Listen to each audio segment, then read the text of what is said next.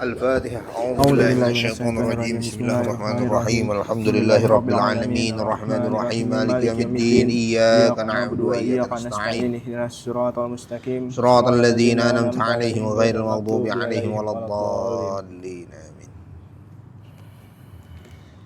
الفاتحة. أعوذ بالله من الشيطان الرجيم. بسم الله الرحمن الرحيم الحمد لله رب العالمين الرحمن الرحيم مالك يوم الدين إياك نعبد وإياك نستعين اهدنا الصراط المستقيم صراط الذين أنعمت عليهم غير المغضوب عليهم ولا الضالين آمين. بسم الله الرحمن الرحيم. Babus sadis asyar, bab ke-16 ya. Iya. Oke. Fil uzlah, coba dibacakan. Bismillah. Bismillahirrahmanirrahim. Adab-adab uzlah. A. Pendapat ulama dan dalil tentang uzlah. Para ulama banyak berdebat pendapat tentang uzlah, mengasingkan diri, dan bercampur dengan masyarakat, serta keutamaan salah satu dari keduanya atas yang lain. Ulama yang memilih uzlah dan mengutamakannya daripada bercampur dengan masyarakat adalah antara lain Sufyan Ats-Tsauri, Ibrahim bin Adham, Fudail bin Iyad, Sulaiman Al-Khawwas, dan Bishr Al-Hafi. Sementara itu, mayoritas tabi'in menganjurkan untuk bercampur dengan masyarakat, memperbanyak teman dan saudara, memperlihatkan cinta kasih kepada kaum muslimin, dan meminta pertolongan kepada mereka dalam urusan agama. Ulama yang cenderung kepada pendapat ini adalah Sa'id bin Musayyab, Asy-Syabi, Suraih, Imam Syafi'i, Ahmad bin Hanbal, dan ulama yang lain. Perkataan-perkataan yang dinukil dari para ulama terbagi ke dalam perkataan-perkataan umum yang menunjukkan kecenderungan kepada salah satu dari kedua pendapat di atas. Diriwayatkan bahwa Umar radhiyallahu anhu berkata, "Ambillah bagian kalian dari uzlah." Ibnu Sirin berkata, "Uzlah adalah ibadah." Ibrahim An-Nakhai berkata kepada seorang laki-laki, An-Nakhai berkata kepada seorang laki-laki, "Perdalamlah agama, lalu asingkanlah dirimu." Orang-orang yang cenderung mengutamakan uzlah berdalil kepada firman Allah Subhanahu wa taala, "Dan aku akan menjauhkan diri darimu dan dari apa yang engkau sembah selain Allah." Maryam ayat 48. Mereka juga berdalil dengan sabda Rasulullah Shallallahu alaihi wasallam kepada Abdullah bin Amir Al-Juhani ketika berkata, "Wahai Rasulullah, apa keselamatan itu?" Beliau bersabda, "Keselamatan adalah ketika rumahmu mencukupimu, kamu menahan lidahmu, dan kamu menangisi dosamu." Hadis riwayat Tirmizi. Bismillahirrahmanirrahim. Uzlah ya. Uzlah. Apa itu uzlah? Ya, kalau kita terjemahin ya menjauh. Ya uzlah ya menjauh. Ya. Mengasingkan. Ya, mengasingkan. At-tajannub ya minggir. Nah, gitu ya, minggir.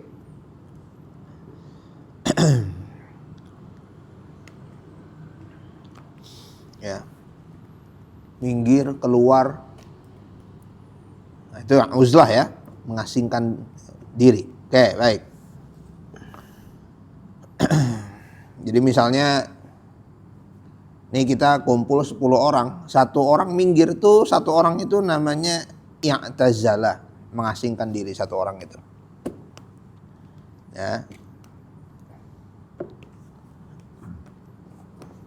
Ketahuilah annahu qad ikhtalafa nasu fiha. Para ulama berbeda pendapat tentang uzlah ini. Ada yang mengasingkan diri ya, pengennya hidup sendiri gitu ya. Pengennya nggak bersosialisasi, pengennya tertutup. Nah itu ya, itu uzlah itu. Ada beberapa pendapat.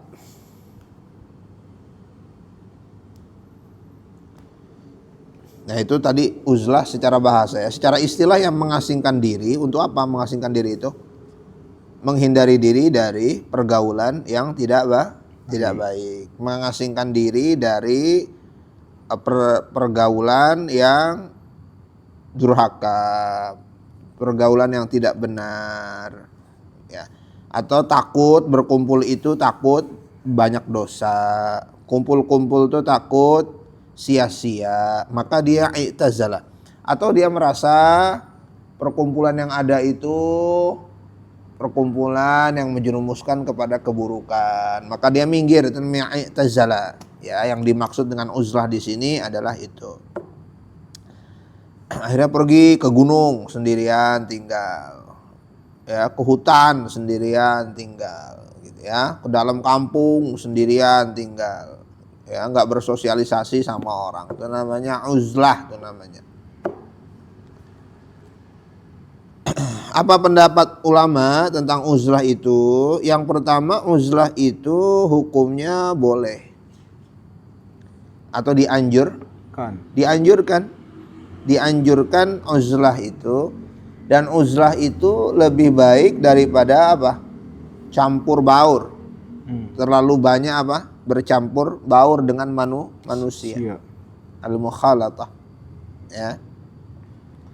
Ketemu teman, lewat dikit, papasan di pos ronda, main catur. Papasan lagi di teras rumah orang, ngopi, itu namanya mukhalatah, itu namanya. Ya, kalau sekarang mukhalatahnya nggak perlu keluar kamar, di dalam kamar udah mukhalatah sekarang. Di dalam kamar ketik-ketik satu grup isinya 15 orang, itu mukhalatah itu. Ya. Jadi kita kalau kita kalau mau ngobrol sama orang, kita ke pos ronda dulu, ke pos kamling dulu. Zaman kita kecil nggak ada handphone. Kalau mau nyari temen ya keliling kampung. Keliling kampung bawa gunduk, bawa kelereng. Syukur-syukur ada teman kita main, nggak ada temen ya pulang lagi. Ya begitu udah. Ya Bu ya dulu mah ya. Kalau sekarang mau tidur temennya udah siap ngobrol, bangun tidur temennya siap ngobrol. Itu mukhalatah. Jadi sekarang mukhalatahnya itu unlimited, nggak ada batasan. Ya. Nah, siapa yang menganjurkan untuk uzlah, mengasingkan diri, ya, adalah Sufyan Ats-Tsauri. Ini semuanya ulama-ulama ruhani semuanya. Ya, ulama-ulama ruhani. Ulama ruhani itu ulama yang ulama ruhani itu dokter batin. Nah, itu ya, ulama ruhani itu dokter batin. Bukan dokter medis, bukan, dokter batin, dokter hati, ulama ruhani itu. Siapa dia? Sufyan Ats-Tsauri, Ibrahim bin Adham, Daud At-Tai, Fudail bin Iyad, Sulaiman Al-Khawwas, Bishr Al-Hafi. Itu semua adalah ulama-ulama Ar-Rabbani atau yang disebut dengan dokter penyakit hati. Ya. Penyakit hati itu kan macam-macam.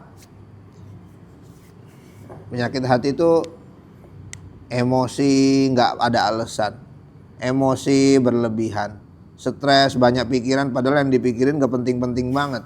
Itu kan namanya penyakit hati, itu namanya. Banyak orang mikirin sesuatu yang nggak penting-penting banget.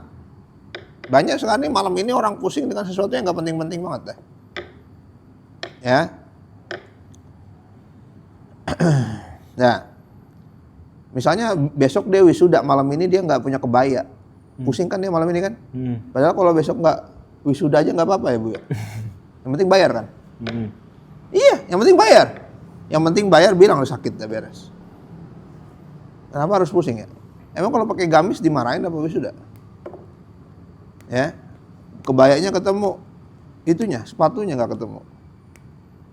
Emang kalau pakai sepatu ket, pakai kebaya kenapa? Nggak cocok lah. Emang kalau nggak cocok dosa apa? Gitu kan. Jadi banyak orang yang malam ini mikirin sesuatu yang nggak perlu dipikirin. Ya. Nah. Makanya coba kita itu, pikiran kita itu coba di review lagi. Itu kira-kira benar-benar pantas dipikirin apa enggak gitu. Kalau memang hal yang pantas dipikirin, pikirin. Yang nggak perlu dipikirin, jangan dipikirin. Udah gitu. Nah,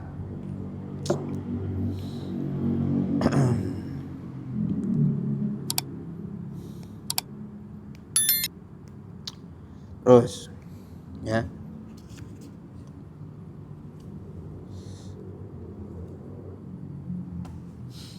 Wa dhahaba aktsaru tabi'in ila istihbabil mukhalatati. Sebaliknya, yang lain khususnya at-tabi'in, tabi'in itu ya generasi setelah sahabat, menganjurkan untuk al-mukhalatah wastiqsaril ikhwan li ta'awun, menganjurkan untuk sebaliknya, apa itu? Bersosialisasi, bermasyarakat, guyub. Jadi ada dua ya pendapat ya. Yang satu menganjurkan uzlah, yang satu menganjurkan untuk bersosialisasi dan bermasyarakat. Kenapa dua pendapat ini ada? Karena pengalaman pribadi masing-masing. Bukan pengalaman orang lagi, pengalaman sendiri. Kira-kira kalau kita banyak gaul, banyak bahayanya apa banyak manfaatnya? Itu masing-masing yang bisa ngukur. Kita itu kalau bergaul lebih banyak maslahat apa mudarat? Kalau kita bergaul lebih banyak mudarat, uzlah lebih baik. Kalau kita bergaul banyak manfaat, bergaul, bersosialisasi, bermasyarakat lebih baik. Gitu aja rumusnya. Jadi nggak semua orang sama kesimpulannya tentang uzlah itu masing-masing. Ada temen yang nggak enakan sama temennya. Ada temen yang diajak ngapain aja ikut. Nah itu lebih baik uzlah kalau dia tuh. Ada temen yang kalau bergaul tetap bisa megang prinsip yang benar. Ya. Nah itu kalau begitu, dan dia kalau bergaul itu bisa memberi pengaruh baik, maka dia lebih baik bergaul. Itu beda-beda. Gak bisa disamakan antara satu orang dengan orang yang lain. Ya. Nah, untuk apa? Saling tolong menolong dalam kebaikan, kebajikan dan ketakwaan. Karena kebaikan dan ketakwaan itu sendiri-sendiri emang berat. Kalau rame-rame enak. Nyapu sendiri pegal, keroyokan nyapu enak, cepat, kan gitu. Ya, tapi syaratnya tadi kalau kumpul bisa tolong menolong dalam kebaikan dan ketakwaan. Kalau kumpul justru malah nggak bener, ya mendingan bubar. Kumpul-kumpul jadi geng motor, ya bubar aja. Kumpul-kumpul jadi ormas, palak sana palak sini, ya bubarin aja. Ngapain amat itu kan. Ya gitu mah sendiri jadi beban negara, berkelompok jadi beban dunia itu kan. Ya mendingan bubarin aja kalau kayak begitu. Sendirinya aja udah nyusahin, ini mah berkelompok makin nyusahin lagi. Ya jadi kalau kita kumpul pastikan ada manfaatnya. Kalau kita kumpul bisa tolong menolong, saling dukung mendukung di dalam ketakwaan. Nah. Wastadalla al-jami' bima warada fil ukhwah wal ulfah min qawlihi alaihi salatu wassalam.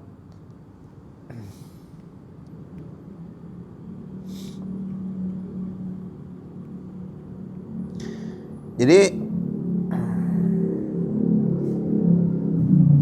Rasul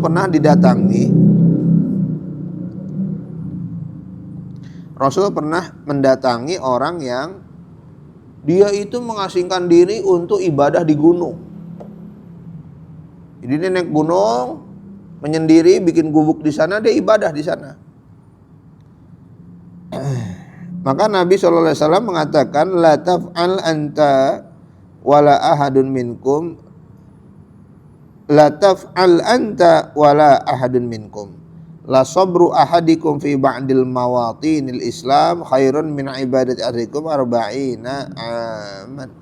Jangan lakukan, kata Nabi. Nabi melarang mengasingkan diri untuk ibadah sendirian. Gitu ya, di gunung sendirian, males deh. Kumpul-kumpul deh. Males dia punya teman karena lebih banyak buruknya ternyata.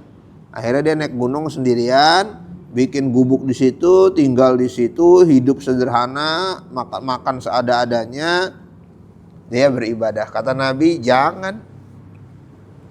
Kata Nabi, seandainya kalian sabar ya fi ba'di mawatinil Islam, kalau kalian berada di wilayah-wilayah Islam dan kalian bersabar. Bersabar itu ya namanya hidup bermasyarakat, ada aja apa masalahnya. Bertetangga ada aja gesekannya kan gitu. Bermasyarakat ada aja gesekannya. Ya tapi kalau kalian sabar itu khairun min ibadati ahadikum, lebih baik daripada ibadah kalian 40 tahun. Ya bermasyarakat itu pasti ada apanya, ada marahnya, ada keselnya, ada seleknya, ada konfliknya, tuh ada aja. Disitulah kita dilatih sabar, ya dilatih sabar. Ngerti mana yang harus direspon, mana yang nggak harus direspon, ngerti bagaimana manajemen konflik. Nah kalau itu sanggup dilakukan, maka derajat dia lebih baik daripada orang yang menyendiri untuk beribadah. Ya, tapi sendirian doang ya siapa yang ngerasain manfaatnya? Nggak ada. Dia sendiri yang ngerasain nikmatnya ibadah, orang lain nggak ngerasain. Tapi kalau dia bermasyarakat, lalu dia berbuat baik, maka orang lain pun ikut merasakan. Wastadalla min fadlil uzlati ka fadili radhiyallahu ka Fudail bin Iyad radhiyallahu taala anhu bi qauli Rasulillah sallallahu alaihi wasallam li Abdullah bin Amr al-Juhanni lama qala ya Rasulullah man najat qala liyas'aka baituka wa amsik 'alaika lisanaka wa baki 'ala khati'atika liyas'aka baituka. Apa itu? Liyas'aka baituka, rumahmu. Keselamatan adalah ketika rumahmu mencukupimu, kamu menahan lidahmu. Baituka. Baik, liyas'aka baituka itu artinya banyak-banyak di rumah daripada keluar. Betah di rumah daripada Di luar. keluar. Ya. Betah-betah di rumah. Anak-anak sekarang betah di rumah apa enggak? Ya. Liyas'aka baituka. Nah, betah di rumah itu maksudnya apa? Di luar kalau dia bergaul jadi nggak baik. Jadi lebih betah di rumah. Kemudian kehidupan di dalam rumah itu penuh ketenangan, penuh kasih sayang. Nah itu liyas'aka baituka itu namanya. Wa amsik 'alaika lisanaka, kemudian keselamatan itu. Jadi keselamatan itu satu, lebih banyak di rumah, jangan banyak kemana-mana. Wa amsik 'alaika lisanaka, kemudian menahan lisan, wa baki 'ala khati'atika, menangisi kesalahanmu atau dosamu. Itu ya, jadi poinnya yang pertama ya, banyak-banyak di rumah. Kecuali yang penting. Kalau nggak penting-penting, mendingan udah aja di rumah, cukup udah. Ya. Oke lanjut, baca lagi lanjutannya. Rasulullah Shallallahu Alaihi Wasallam bersabda, sesungguhnya Allah mencintai hamba yang bertakwa, bersih dan tersembunyi. Hadis riwayat Muslim. Berdalil dengan hadis-hadis ini perlu dikaji ulang karena Rasulullah Shallallahu Alaihi Wasallam tidak memerintahkan semua sahabat untuk melakukan hal itu. Barangkali keselamatan seseorang ada ketika dia beruzlah. Sebagaimana bisa jadi keselamatannya adalah dengan tinggal di rumah dan tidak keluar untuk berjihad. Tentu hal itu tidak menunjukkan bahwa meninggalkan jihad adalah lebih utama. Di samping itu, bercampur dengan masyarakat membutuhkan perjuangan dan kesabaran. Karena itu Rasulullah Shallallahu Alaihi Wasallam bersabda, orang yang bercampur dengan masyarakat dan bersabar menanggung gangguan mereka lebih baik daripada orang yang tidak bercampur dengan masyarakat dan tidak bersabar menanggung gangguan mereka. Hadis riwayat Tirmizi dan Ibnu Majah. B. Manfaat uzlah. Berikut ini ada 6 manfaat uzlah. Cukup, dah.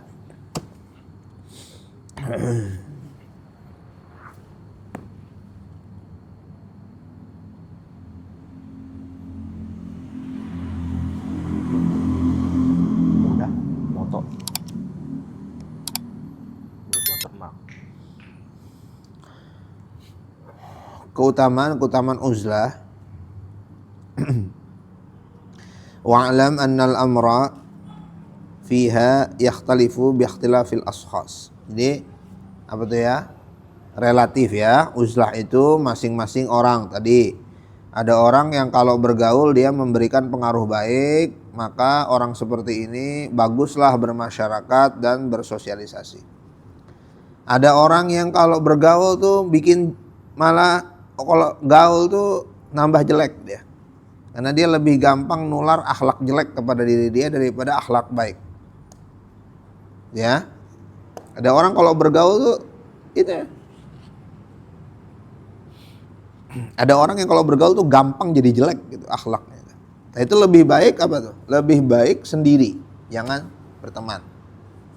Kenapa cuma? Kan tujuan kita hidup tuh kan untuk nambah baik, bukan untuk nambah jelek. Nambah teman berarti untuk nambah baik, bukan untuk tambah jelek hidupnya.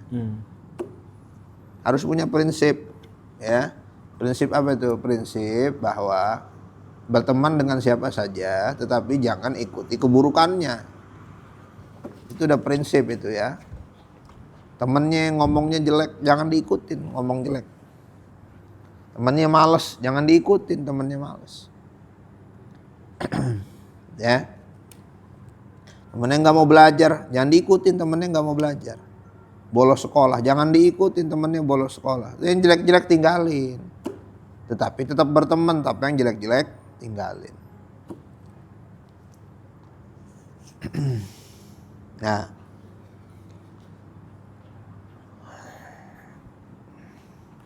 Amma fawaidul uzlah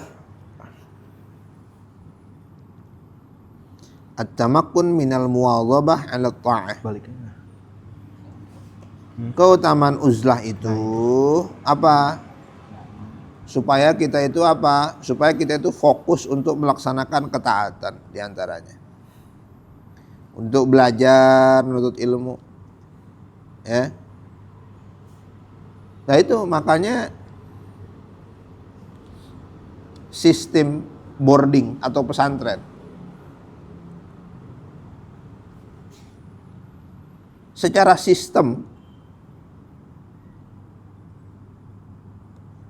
ya tentu ada kekurangan, ada kelebihan, tapi secara sistem dia membuat apa tuh? Membuat lingkungan sendiri, menciptakan lingkungan tersendiri kan. Pesantren itu pendidikan yang beruzlah, mengasingkan diri dari dunia, tertutup dia. Ya, beda kalau kita sekolah pulang pergi nih. Kita sekolah, berangkat jam 7, pulang jam 3. Habis itu ya kemana-mana udah main. Ya nonton TV, ya main game. Ya ngobrol sana, ngobrol sini, ngobrol sana, ngobrol sini. Ya pelajarannya ya hilang udah. Nggak bisa fokus, sulit fokus. Terlalu banyak distraksi. Terlalu banyak distraksi. Di sekolah aja sudah harus baca buku. Di luar sekolah dia lihat short ini, video ini, short ini, video ini, kabar ini. Itu otaknya rusak memang. Brain rot kan. Anak-anak sekarang mengalami brain rot. Coba kamu bisa fokus apa enggak? Kalau nggak bisa fokus itu brain rot namanya itu. Jadi kalau dengerin itu 15 menit aja pusing kepala tuh. Itu karena dia biasa ngelihat yang short. Ini dilema, short ini tuh dilema. Short ini satu sisi naikin engagement. Ya mau ceramah apa coba ceramah ustadz itu dibikin short semua kan. Padahal itu brain root itu. Tapi ya gitu namanya juga konten. Akhirnya mau itu positif mau itu negatif ceramah ustadz dibikin short. Misalnya nanti video saya dibikin short. Dari short itu kan nanti kan ngerujuk kepada video aslinya kan. Itu naikin engagement itu, naikin viewer juga. Tapi itu ngerusak otak juga. Repot kan jadinya kan. Kita mau main di media sosial tapi efek sampingnya itu tinggi untuk orang. Maka kalau kamu tuh susah baca buku nih begini nih, puyeng nih. Ya itu emang udah brain rot itu. Itu saraf-saraf otaknya udah susah fokus. Itu butuh itu dia. Butuh apa namanya? Butuh treatment. Dia butuh treatment untuk fokus. Gitu ya. Nah, coba nih ngaji begini nih, dia bisa fokus apa enggak nih kira-kira nih. Ya. Itu kurangin distraksi-distraksi, gangguan-gangguan tuh dikurangin. Itu otak kita capek, otak kita. Ya. Maka Ramadan itu kan ya kita susah fokus. Ramadan tuh kita pengen khatam Quran ya susah. Kenapa? Ya tadi banyak distraksi. Lagi kita sekarang baca Quran pakai HP. Dikit orang WA, wales lagi, itu nggak selesai baca Qurannya. Baca Qurannya juga nggak nangkep apa yang dibaca. Kalau dulu kita baca Quran, baca terjemah, Quran terjemah. Jadi kita baca Quran tahu nih lagi ngomongin apa. Sekarang kita baca Quran WA, baca Quran WA. Jadi otaknya nggak selesai. Itu tuh brain rot namanya ya, sulit fokus. Itu ditandai dengan nggak bisa baca buku panjang, nggak bisa lihat video panjang. Itu bosen tuh lihat video panjang tuh. Ya 15 menit dia lihat video capek kepalanya udah. 15 menit dia dengerin apa tuh speech ya. Orang kan kalau ngomong itu kan ada sistemnya. Awal dia opening, 2 dia masuk ke analogi misalnya. Baru dia masuk ke materi, baru dia masuk ke kesimpulan.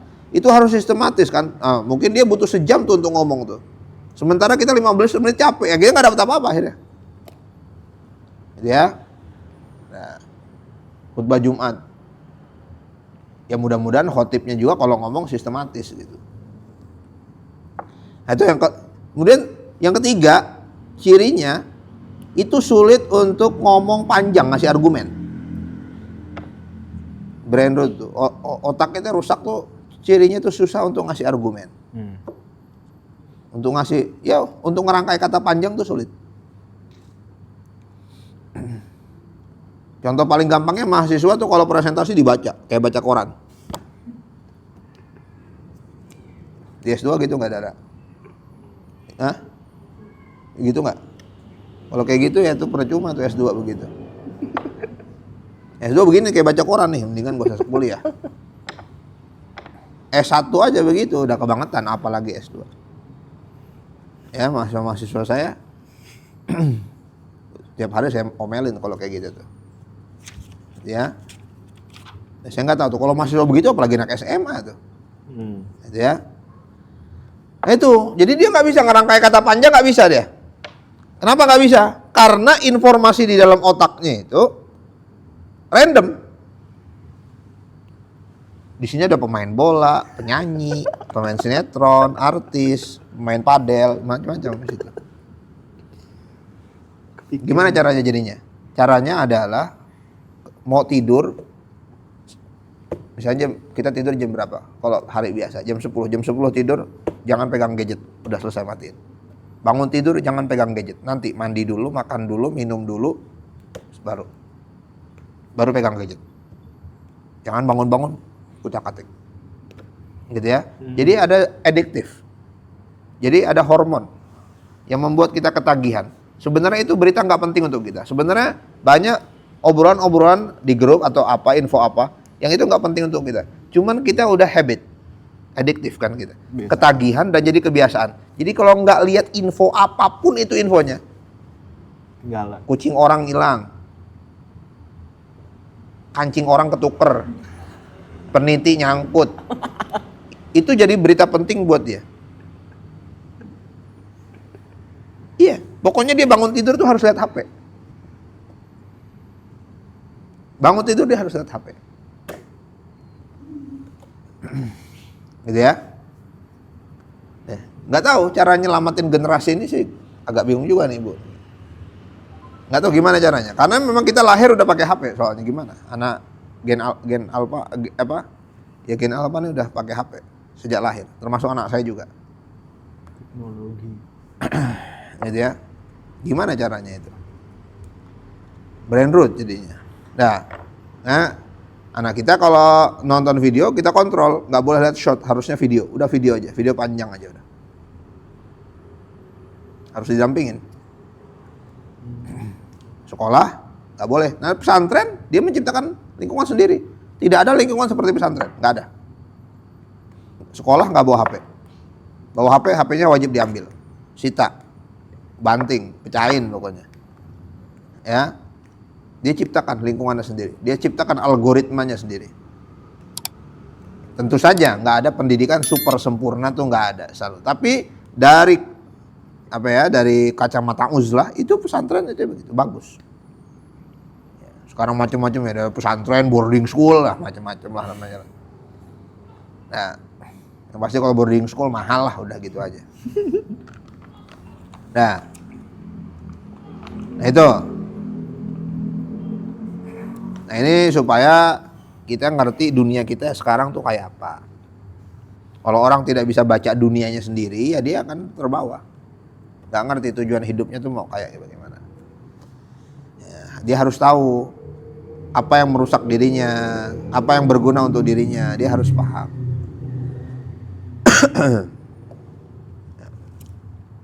Nah,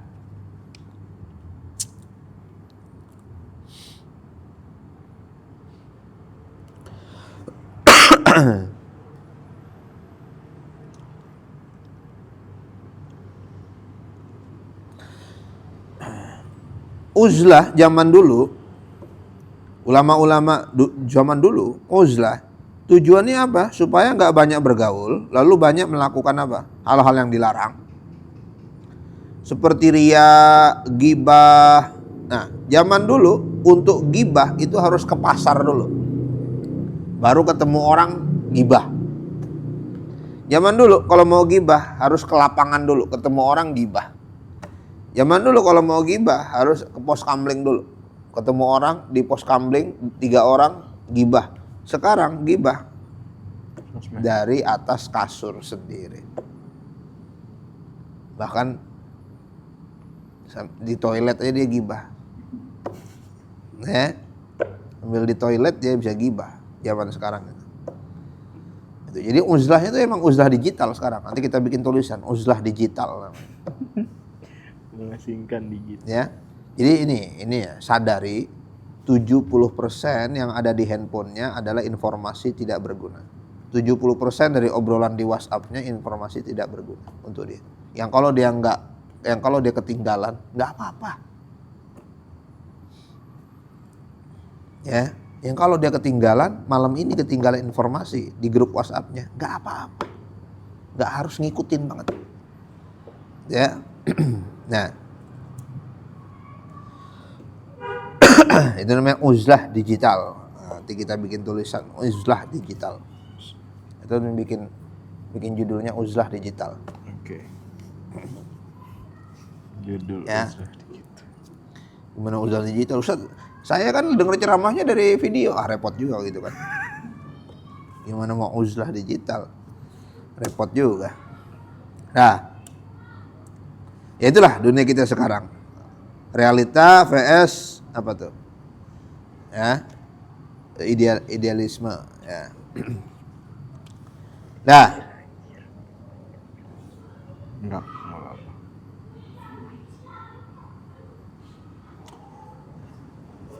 Lanjut. Faedah pertama. Manfaat uzlah. Berikut ini ada 6 manfaat uzlah. Manfaat pertama, dengan beruzlah seseorang dapat mencurahkan waktu untuk beribadah, merenung, berdekatan dengan Allah Subhanahu wa taala, bermunajat kepadanya dan mengamati kerjaannya. Semua itu hanya bisa dilakukan dengan uzlah dan memisahkan diri dari manusia. Oleh karena itu, seorang bijak berkata, seseorang tidak akan dapat melakukan khalwat kecuali dengan mengakrabkan diri dengan kitab Allah Subhanahu wa taala. Orang-orang yang berpegang teguh kepada kitab Allah Subhanahu wa taala adalah mereka yang mengistirahatkan diri dari dunia dengan zikir kepada Allah. Dan orang-orang yang selalu berzikir kepada Allah, hidup dengan zikir kepada Allah, mati dengan zikir kepada Allah, dan bertemu Allah dengan zikir kepada Allah. Tidak diragukan bahwa percampuran seseorang dengan masyarakat menghalanginya untuk berzikir dan merenung. Karena itu Rasulullah SAW mengasingkan diri di Gunung Hira untuk beribadah pada awal perjalanan beliau. Hadis riwayat Bukhari dan Muslim. Cukup sampai dulu. Faedah pertama atau manfaat pertama supaya kita bisa fokus untuk beribadah dan berfikir. Jadi 2 ini harus punya ya, ibadah dan berfikir. Zikir, fikir, zikir, fikir. Kalau zikirnya bagus, berfikirnya bagus, maka dia bisa berkhidmah. Zikir, fikir, khidmah. Khidmah itu mengabdi ya.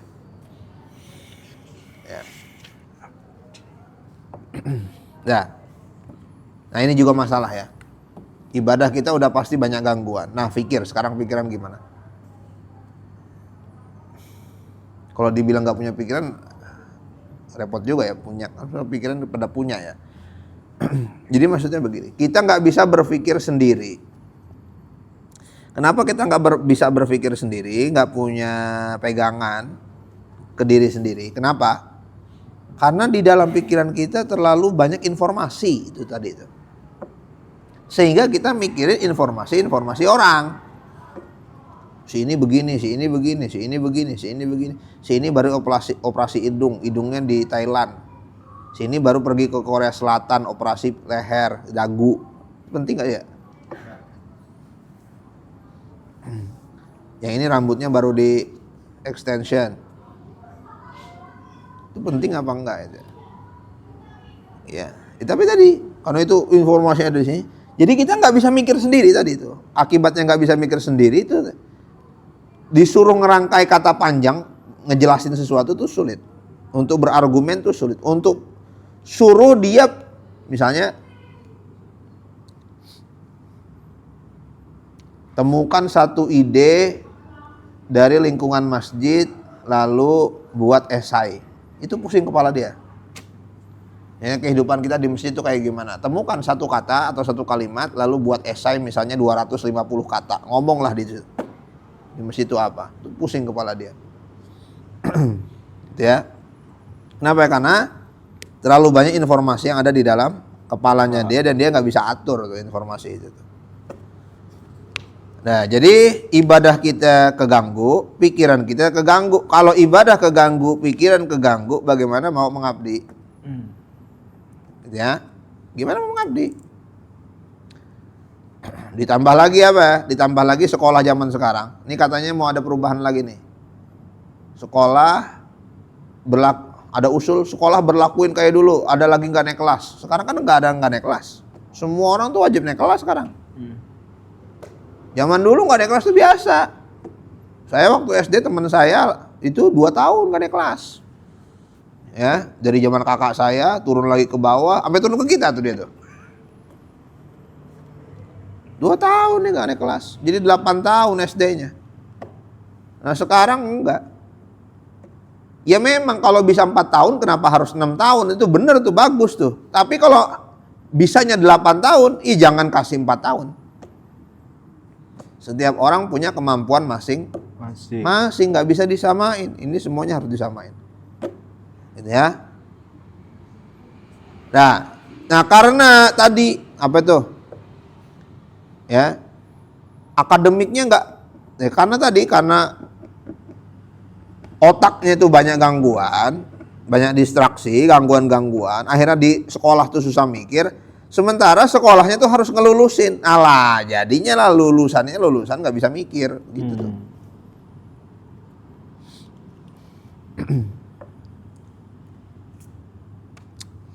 Ya. Pejabat ngasih sambutan pakai teks.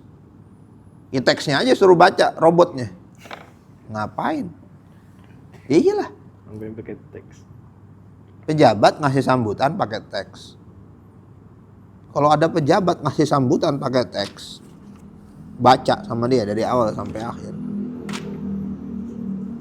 Ini pejabat bodoh namanya itu. Pejabat tuh kan harus ngerti masalah, ngerti solusi.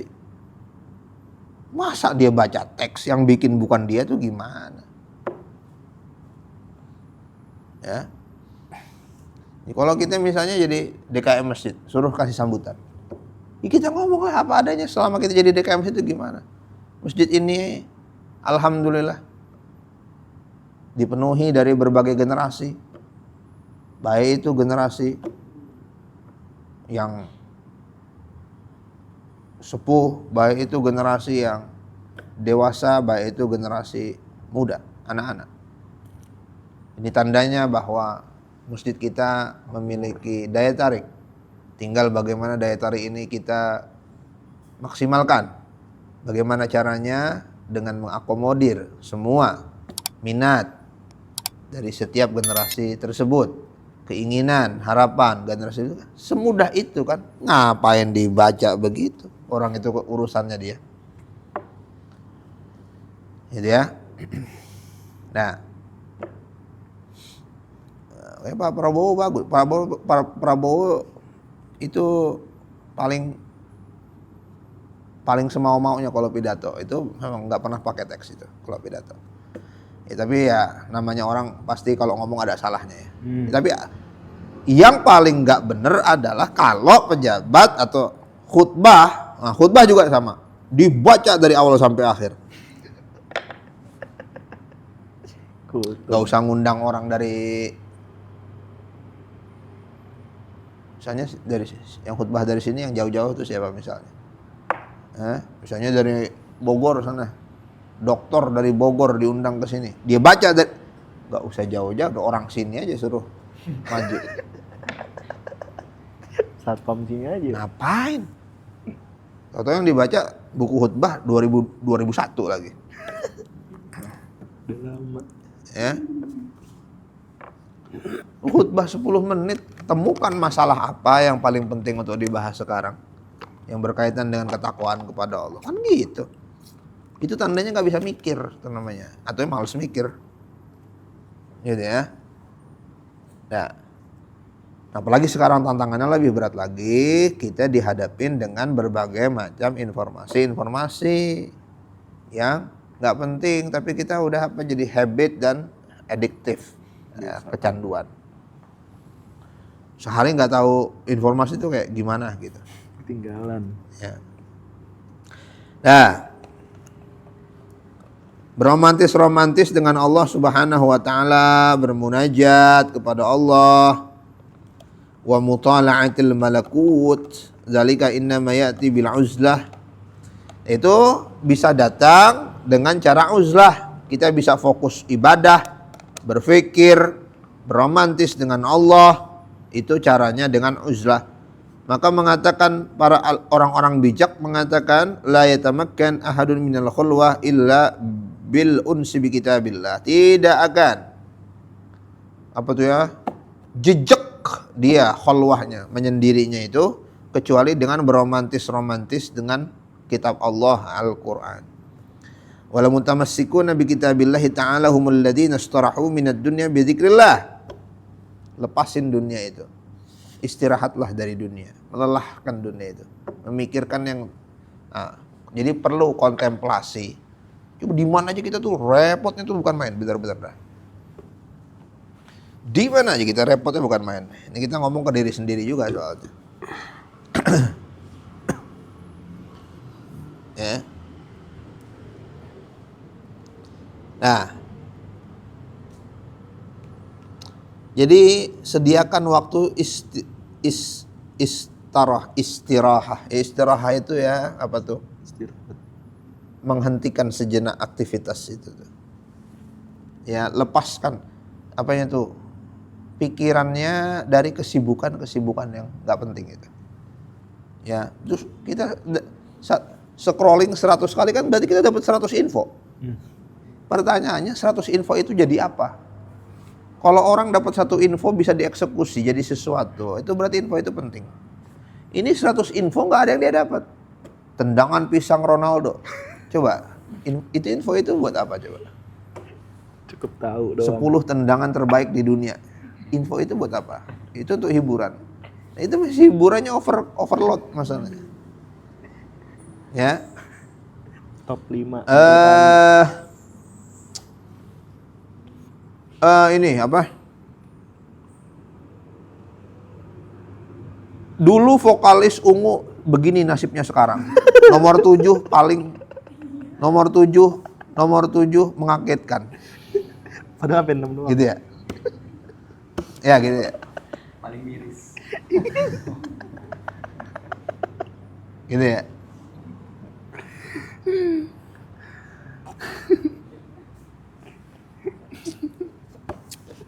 Gitu kan? Bener ya? Pentingnya apa sih? Nah, tapi susah. Masalahnya itu ya, itu udah sistem media sosial kita gimana? shot itu bisa. Ya, dari shot itulah engagement kita tuh naik. Dari sini nanti saya dikirim nih video 1 jam nih, video ngaji 1 jam. Itu kan yang nonton sedikit. Tapi kalau dibikin shot itu jadi banyak tuh kan. Tapi itu kita di brander tadinya.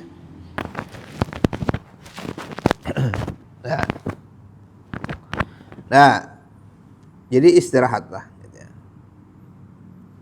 Ini dilema masalahnya. Gojek bagaimana mau istirahat? Oh dia nungguin orderan? Nungguin orderan istirahat. Susah. Ya, yang di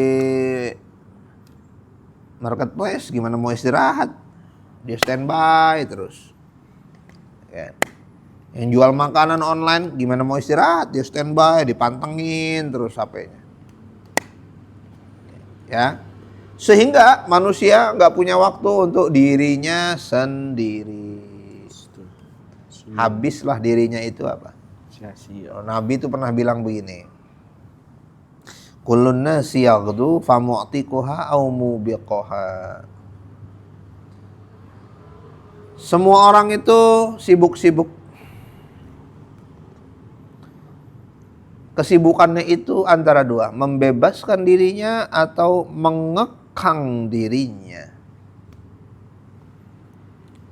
Ya. Orang yang bebas adalah orang yang memiliki dirinya sendiri. Orang yang terkekang adalah orang yang nggak punya waktu bahkan untuk diri sendiri. Dia udah nggak bisa mikirin dirinya sendiri. Ya, kesibukannya memenjarakan dia. Nah. Untuk diri sendiri aja nggak bisa, apalagi untuk mengingat Allah. Ya, wa dzakirunallaha ta'ala asyu bi dzikrillah wa matu bi dzikrillah, hidup dengan mengingat Allah, berzikir kepada Allah, terhubung dengan Allah, wafat dengan zikir kepada Allah, mengingat Allah. Wattaqullaha bi dzikrillah wa la syakka anna haula'i tamna'uhum al-mukhalatah anil fikri wa dzikri. Maka tadi kesibukan-kesibukan kayak tadi itu menghalangi kita dari berpikir jernih, sehat, fokus dan zikir. Maka berdoalah supaya dikasih aktivitas yang bisa membantu kita untuk berpikir, berzikir. Ya, minta aktivitas yang seperti itu. Ya.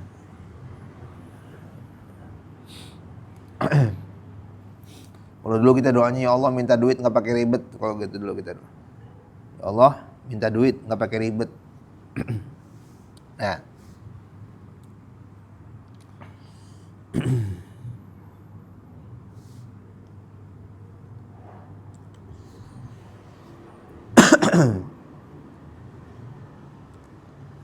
Lanjut, baca lagi.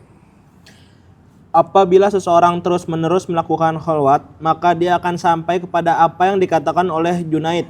Aku berbicara dengan Allah Subhanahu wa taala sejak 30 tahun lalu. Sementara orang-orang menyangka bahwa aku berbicara dengan mereka. Dikatakan kepada seorang sufi, apa yang mendorongmu untuk menyendiri? Dia berkata, aku tidak sendiri, tapi aku duduk bersama Allah. Apabila aku ingin agar dia berbisik kepadaku, maka aku membaca kitabnya. Dan apabila aku ingin berbisik kepadanya, maka aku melaksanakan sholat. Nah, ini terlalu tinggi nih ilmu ini sebenarnya nih. Berat. Takut gila nih kalau di... Ya, ini terlalu tinggi nih ilmu ini. Sufi.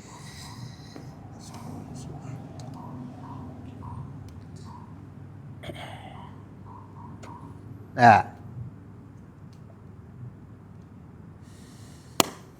kalau dijelasin bisa paham nggak ya? Mudah-mudahan paham lah ya. Itu terlalu tinggi soalnya. Jadi kalau nggak ngerti, kalau nanggung nih jadi gila takutnya.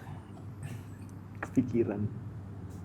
Kalau kita bisa kayak tadi, fokus ibadah, berpikir, terkoneksi dengan Allah seperti sinyal HP connect.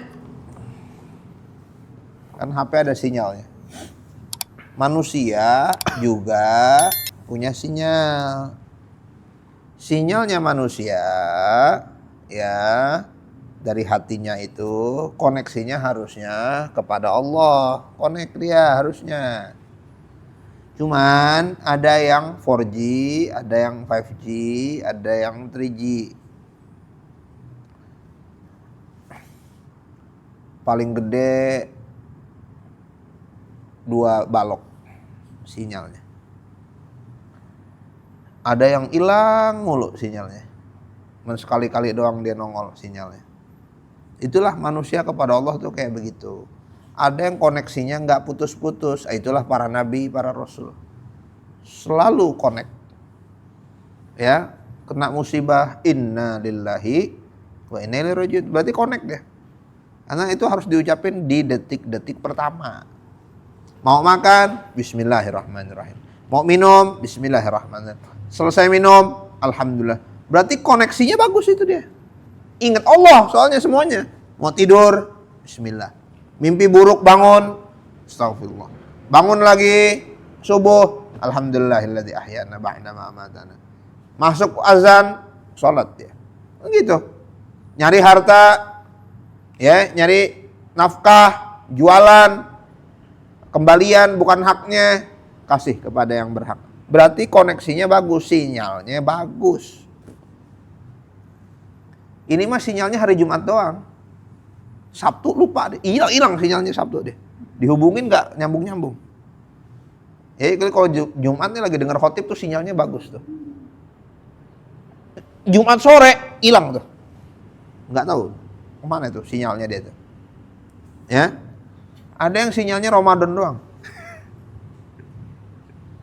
Pokoknya 11 bulan selain Ramadan nggak ada sinyal. Gitu ya. Ada yang sinyalnya Idul Fitri doang. Selain Idul Fitri nggak ada sinyal. Jadi sinyal manusia itu macam-macam. Gitu ya. Nah, itulah seperti HP. Kita pengen ketika meninggal sinyalnya hidup. Gitu ya. Kita pengen lagi di jalan, sinyalnya hidup. Kita pengen bangun tidur, sinyalnya hidup. Kita pengen ketika dapat kenikmatan, sinyalnya hidup. Jangan sampai hilang. Gitu ya. Repot kan?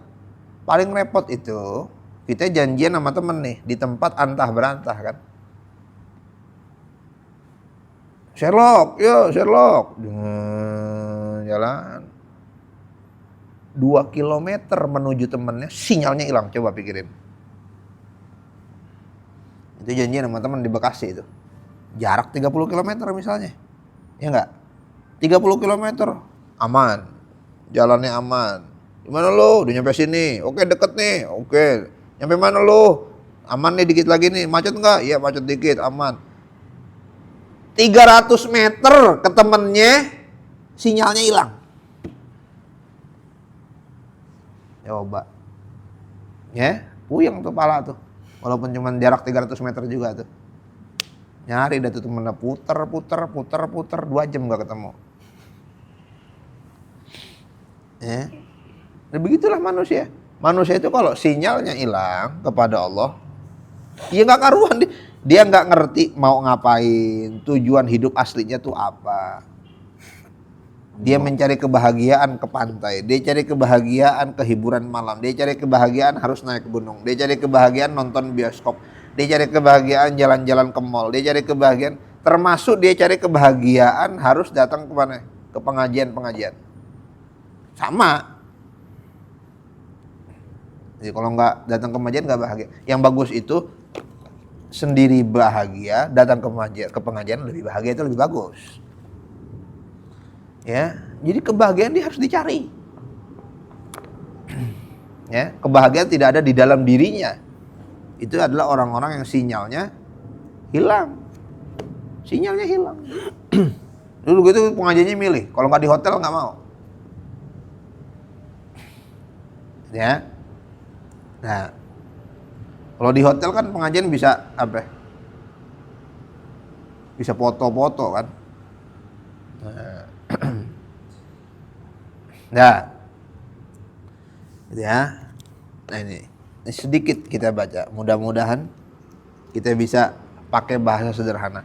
Kalau kita bisa kayak tadi, sinyalnya bagus, kepada Allah tuh bagus, nggak terganggu, di laut sinyalnya bagus, di mobil sinyalnya bagus, naik gunung sinyalnya bagus, ke kampung sinyalnya bagus, kepada Allah bagus sinyalnya. Itulah kemudian jadinya seperti Junaid, Al-Junaid radhiyallahu ta'ala anhu. Apa kata Al-Junaid? Ukallimullaha mundu salasina sana. Aku berbicara dengan Allah 30 tahun. Ada nggak orang 30 tahun ngobrolnya cuma sama Allah? Nggak ada. Maksud dia bukan begitu. Maksudnya Junaid Al-Baghdadi ini maksudnya, aku nih ngobrol sama manusia hanya secara lahir aja. Hatiku tuh nggak sama manusia. Itu seperti kamu ngobrol sama teman kamu di depan, tapi otak kamu ke gadget. Junaid ngobrol sama manusia ke depan, tapi hatinya kemana? Kepada Allah. Gitu kan? Lu gimana kabarnya? Iya sih gua. Itu. Gitu. Ini orangnya ada nih. Yang itu gimana? Iya. Gimana? Oh iya. Iya. Iya. Iya gimana? Iya. Kan idiot namanya. Terus apa enggak? Iya. Ya.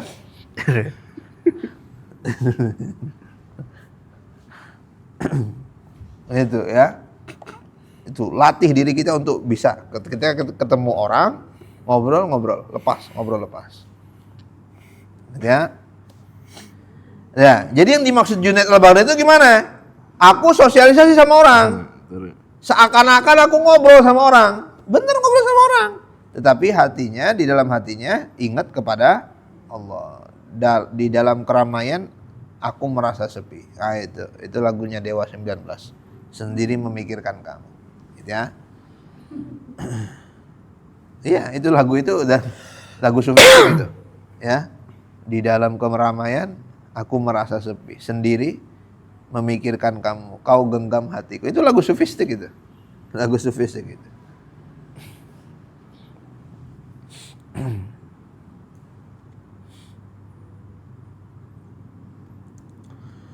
Wanasu yadhunnuna ani. Manusia ngira aku ngobrol sama mereka. Enggak, aku enggak ngobrol sama mereka. Ya. Masya Allah. Gimana coba cara memahaminya itu ya? 30 tahun aku berkomunikasi dengan Allah. Manusia mengira aku ngobrol sama mereka.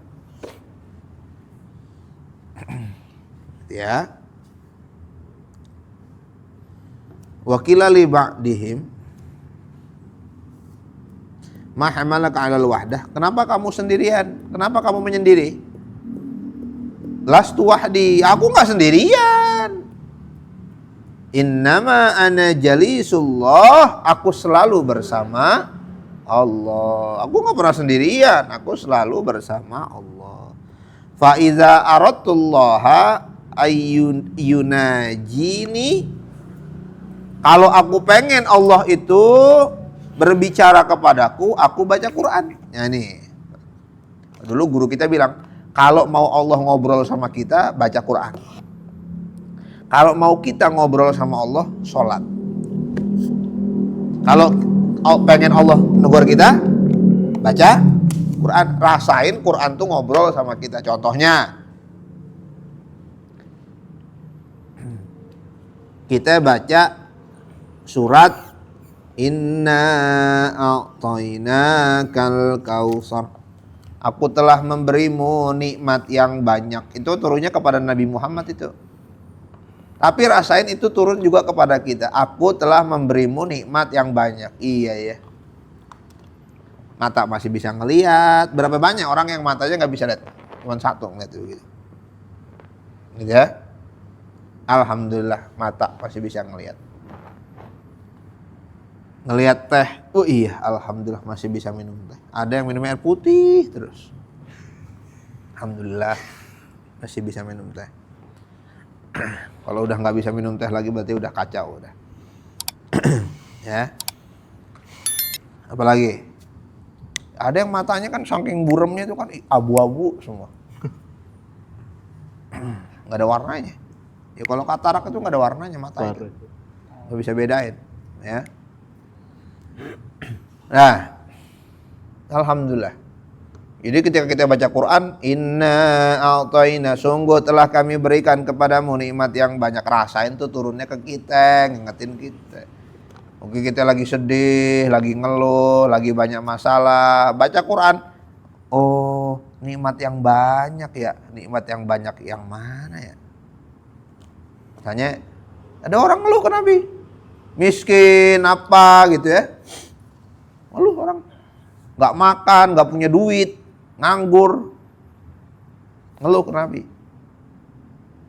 Nabi gampang aja, Nabi nunjuk sendalnya. Tuh lihat sendal, kamu punya sendal kan? Enak punya sendal. Coba nggak punya sendal, melepuh kaki. Iya apa enggak? Punya sendal kita bisa jalan. Bayangin nggak punya sendal, melepuh kaki kita kalau jalan. Iya nggak? Dari teh kucing langsung bau kakinya. Ya. Punya sendal aja alhamdulillah. Coba lu kita punya motor, punya rumah, punya baju, waduh, punya TV, apalagi kita. Gitu ya. Nah itu, rasain Quran ngobrol kepada kita. Jadi kalau pengen Allah tuh ngobrol kepada kita, baca Quran. Rasain itu turunnya ke kita tuh. Ya. Kalau pengen kita yang ngobrol sama Allah, maka sholat. Gitu ya, itu latih fokus kayak begitu. Nah ya.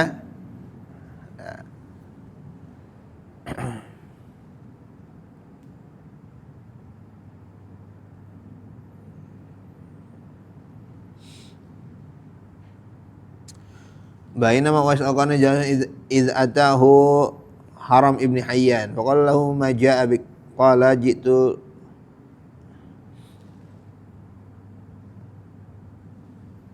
Oke.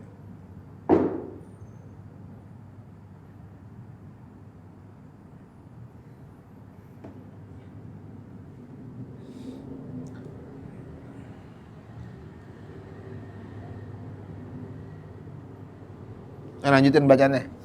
Sedikit lagi paragraf itu. Oke. Diceritakan bahwa ketika Uwais Al-Qarni sedang duduk, tiba-tiba Harim bin Hayyan datang kepadanya. Uwais berkata, "Apa yang membuatmu datang?" Harim berkata, "Aku datang untuk menghibur diri denganmu."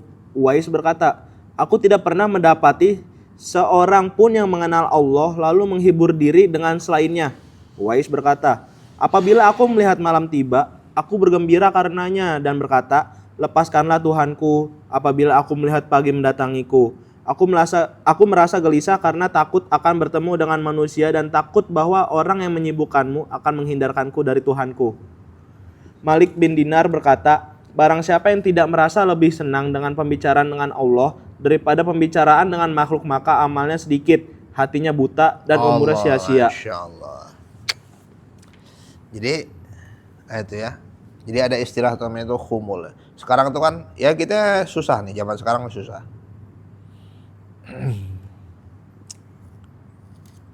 Serba salah dah pokoknya dah zaman sekarang dah. Apalagi kita masuk di media sosial dah serba salah dah pokoknya dah ya.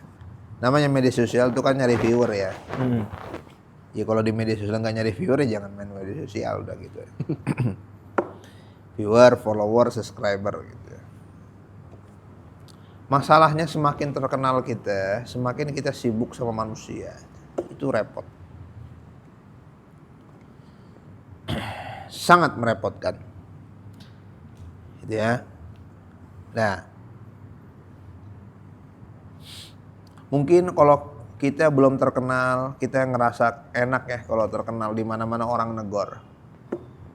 Tapi orang yang sudah terlampau terkenal, mereka sendiri capek. Kemana-mana nggak bisa private. Dikit-dikit orang minta foto, dikit-dikit orang minta apa. Justru dia pengen punya apa tuh? Pengen punya privacy. Tapi kita yang belum terkenal, pengennya terkenal. Orang yang sudah terkenal, nggak pengennya privacy. ya, pengen nggak diganggu. Ya, jadi semakin terkenal, semakin kita sibuk.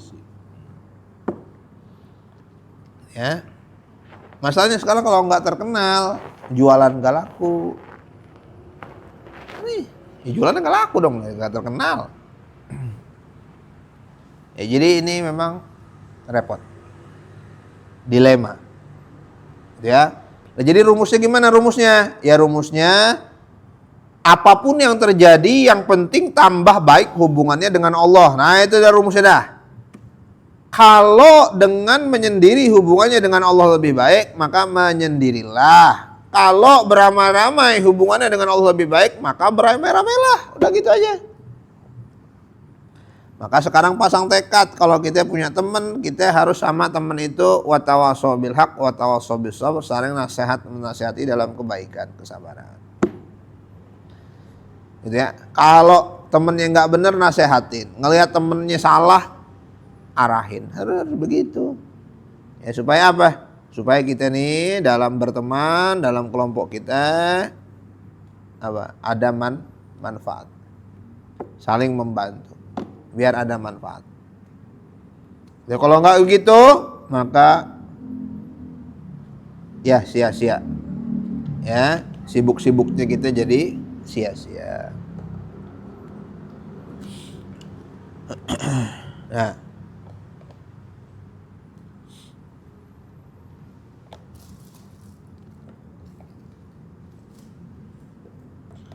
ini kita highlight yang paling akhir ya, statementnya Malik bin Dinar radhiyallahu ta'ala rahimahullahu ta'ala. Siapa yang merasa nggak intim, nggak romantis ketika berkomunikasi dengan Allah, Masya Allah ya, kayaknya nggak nikmat gitu ngobrol sama Allah tuh, kayak nggak nyambung. Ada nggak teman nggak nyambung? Dia ngomong kemana, kita ngomong kemana, ada nggak? Contohnya orang nggak nyambung kalau ngomong tuh gini. Kemarin gue jalan-jalan ke Ragunan, wih ternyata enak juga ya, adem di Ragunan. Yah Ragunan, gue mah ogah ke Ragunan, kan nyebelin kan? Kalau kita lagi cerita seneng, dia nimpalinnya gimana? Itu orang nggak nyambung tuh. Ogah. Udah tinggalin, udah nggak berguna, obrolannya udah nggak berguna. Orang nggak nyambung. Kalau dia nyambung, dia kan, gua kemarin ke Ragunan, ternyata Ragunan sederhana tapi seru juga ya. Di sana adem, enak, tempatnya juga lega. Oh gitu ya, seru juga tuh ya. Kapan lah kita jalan bareng ke sana? Itu namanya orang nyambung. Ya. Ada orang nyambung. Duh, gue agak pusing nih. Gue harus kerja, gue harus kuliah. Yaelah, apalagi gue. Gue lebih dari lo. Kerjaan gue banyak. Adu nasib. Ngadu. Nggak nyambung itu. Tuh ada orang kepada Allah tuh nggak nyambung. Kalau kepada manusia nggak nyambung masih mending dah. Ini sama Allah nggak nyambung. Ya. Kita tadi, aku telah memberimu nikmat yang banyak, tapi dia nggak sadar nikmat apa yang Allah kasih itu dia tuh nggak ketemu. Disuruh nikmat mana tuh nggak ketemu sama dia. Ngerasa orang yang nggak punya nikmat, orang yang nggak dikasih nikmat. Dia merasa orang yang gak dikasih nikmat ya. Ya. Nah.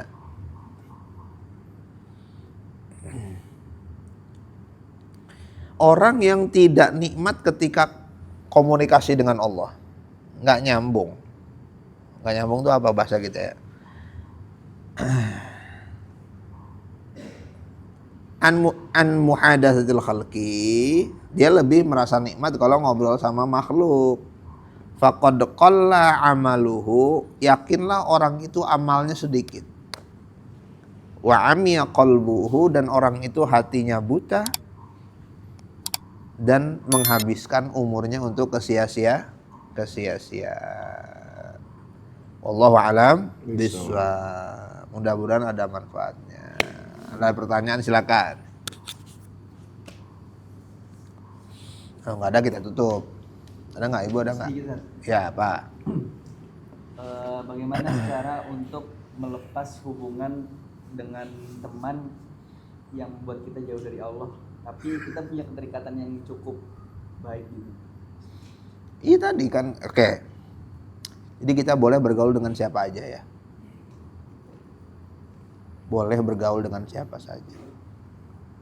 Asal satu, ngasih influence yang positif, pengaruh positif. Bermanfaat untuk teman. Antara teman bantu kita atau kita bantu teman. Atau saling bantu. Kamu datang di antara pertemanan dan kamu banyak bantu teman. Itu bagus. Walaupun teman gak bantu kamu. Tapi kamu bermanfaat untuk orang, itu bagus. Atau kamu berteman dengan dia dan dia banyak bantu kamu, itu bagus. Lebih bagus lagi kalau saling bantu, itu bagus. Bantu kagak, bantu kagak, ada masalah, gak ada yang bisa ngeringanin masalah, malah bikin berat. Ngapain? Ya, jadi bergaul sama siapa saja boleh, tapi pastikan kita punya tekad untuk bermanfaat untuk orang. Jangan nyusahin. Kalau kita nggak bisa bantu orang, minimal jangan nyusahin orang. Nah, jadi yang pertama prinsipnya jaga orang lain dari kejahatan diri kita. Ya, jaga orang lain dari kejahatan diri kita sendiri. Nah, berarti kita harus jadi orang yang bermanfaat untuk orang lain. Tapi kalau sebaliknya, teman kita nggak bagus, berarti kita udah kalah. Dominasi kita udah kalah berarti. Kita nggak bisa ngasih pengaruh positif kepada dia kan? Kita kalah kan? Ya kalau kita kalah, kita nggak bisa ngasih pengaruh positif kepada dia. Maka sebagai manusia tetaplah berhubungan baik, tetapi ketika dia berbuat buruk jangan diikuti sama sekali, jangan diikuti. Ya jadi sekedar apa? Sekedar say hello aja udah. Bukan kita mutus silaturahim, bukan. Ya sekedar say hello aja udah. Setelah itu masing-masing aja. Ada orang yang layak untuk dijadikan sebagai sahabat. Ada orang yang cukup kenal aja. Gak semua orang itu bisa jadi circle kita. Gitu ya. Gak semua orang bisa jadi circle kita. Kalau ada orang yang tadinya dekat sekarang itu makin buruk akhlaknya kepada kita, diputusin apa enggak? Ya udah biarin aja. Tapi jangan diikutin udah. Sekedar tahu aja, sekedar say hello aja udah selesai. Nah, sisanya kita fokus kepada diri kita sendiri. Ya, doain aja biar dia jadi bagus. Mudah-mudahan dia punya teman kita, kitanya jadi tambah bagus. Dia ngeliat kita, kok dia makin hari dia makin bagus ya. Dia makin hari makin berprestasi ya. Dia makin hari makin punya hasil ya. Saya pengen deh kayak saya nggak mau kalah tuh gitu. Harus punya circle-nya tuh harus kayak gini. Punya mental kompetisi dalam kebaikan. Jadi kalau dia tuh sukses, saya juga harus sukses. Dengan cara, bukan hasut ya. Hasut itu, alah gitu dong gue juga bisa. Nggak bisa padahal. Dan namanya hasut, itu kepiting tuh ya.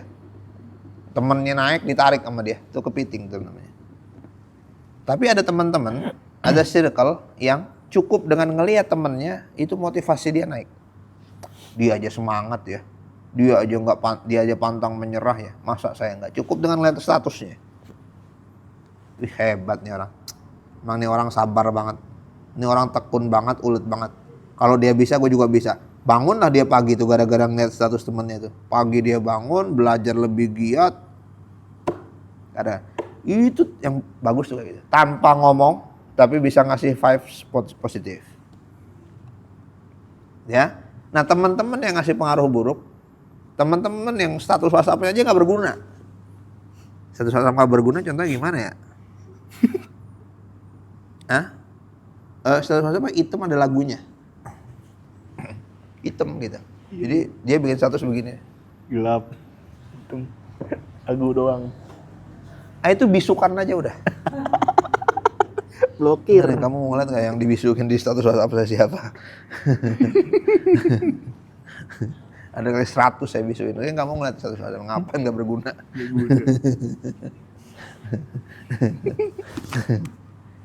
Gak usah diblokir, dibisuin. Bisuin. Siapa tahu satu saat dia butuh kamu. Kamu bisa bantu dia kan. Kita harus punya jiwa welcome. Kalau orang kalau kita bisa berguna buat orang, kalau kita bisa bermanfaat buat orang. Jadi jangan halangi kemungkinan kita bantu dia itu jangan dihalangin. Walaupun belum tentu juga, tapi jangan dihalangin gitu. Kalau diblokir kecuali dia kriminal, blokir. Ya, asal ngubungin pinjam duit aja nggak dibalik-balikin. Nah, itu blokir aja udah.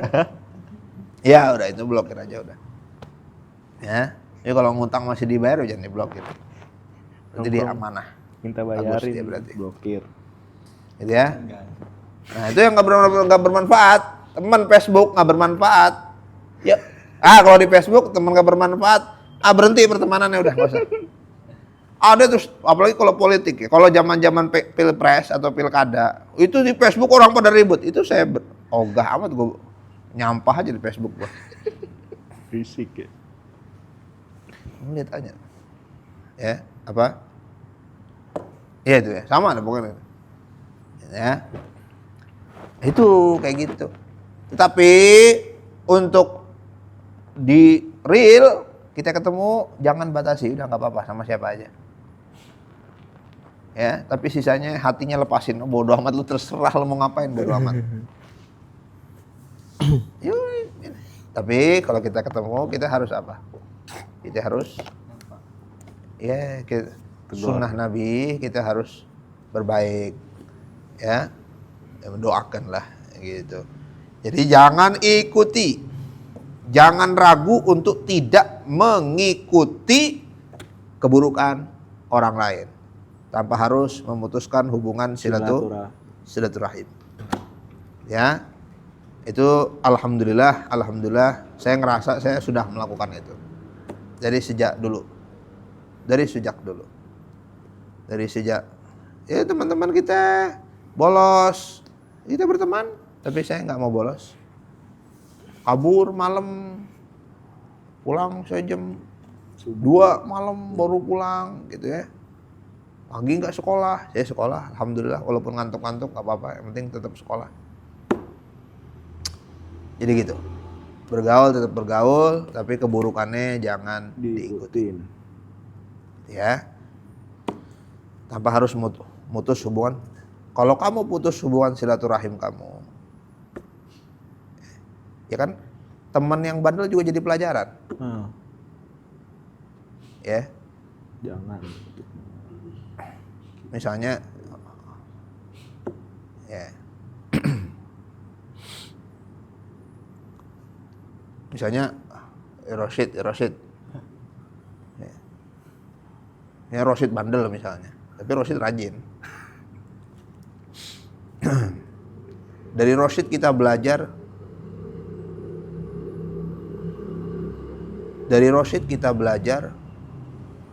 Bahwa tidak ada yang bisa dipelajari. Itu banyak ada yang bisa dipelajari. Itu anekdot zaman sekarang, jokes. Jokesnya masalahnya ke pejabat kalau itu soalnya. Serius. Tapi biar kita nggak gibah, kita ngomongnya ke Rosid aja.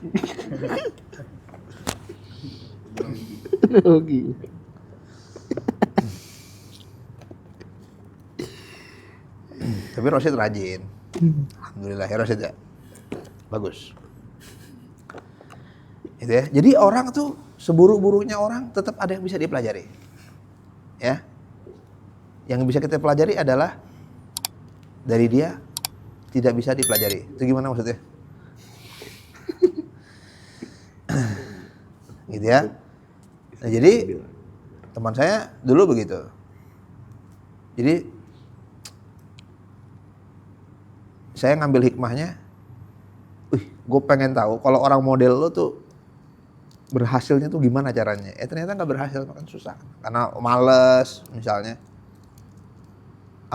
Males, nggak punya perjuangan gitu, nggak punya daya juang. Ya pasti nggak ketemu hasilnya.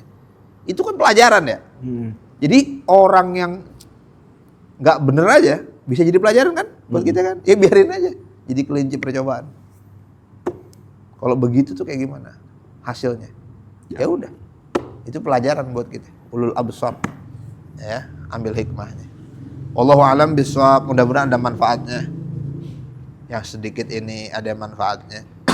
Diberikan niat yang ikhlas, ilmu yang bermanfaat, akhlak yang baik, kehidupan orang yang soleh, rezeki yang luas, hal dan barokah, kehidupan husnul wafat dalam keadaan husnul khotimah, keluarga kita Allah Subhanahu wa taala angkat derajatnya dunia dan akhirat, yang wafat dilapangkan kuburnya, yang sakit diangkat penyakitnya dan digugurkan dosa-dosanya, segala diberi kesembuhan.